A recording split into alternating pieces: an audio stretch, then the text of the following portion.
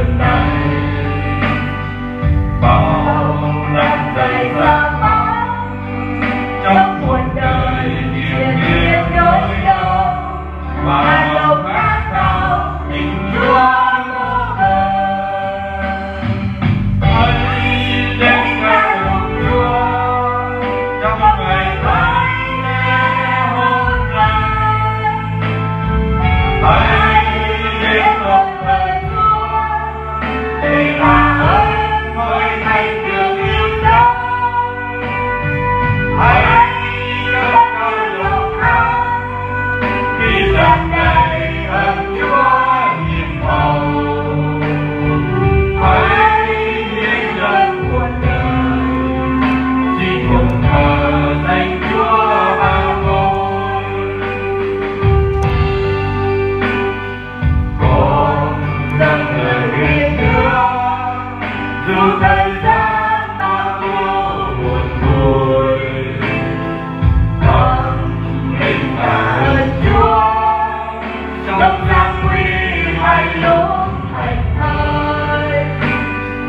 Xin luôn nhiều hồi bước khi cuộc đời còn bao đắng cay, còn nhiều lối bay làm vang bên Ngài. Hãy đến ngài hồn Chúa trong ngày thánh lễ hôm nay.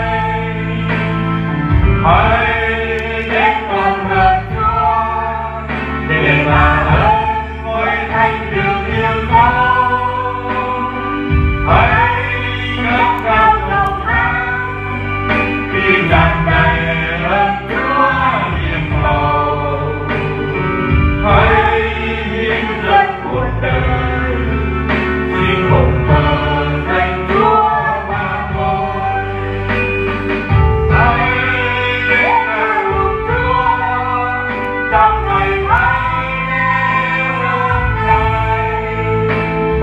Hãy đến con thờ Chúa để mà ơn ngôi thánh được yêu dấu. Hãy cất cao giọng hát khi tràn đầy ơn Chúa hiền hậu. Hãy hiến dâng cuộc đời xin cùng thờ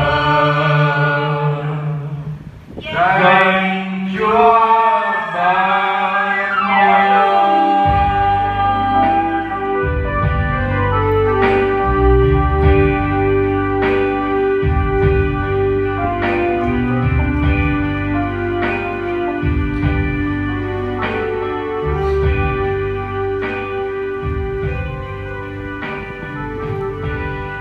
Thế thì sáng qua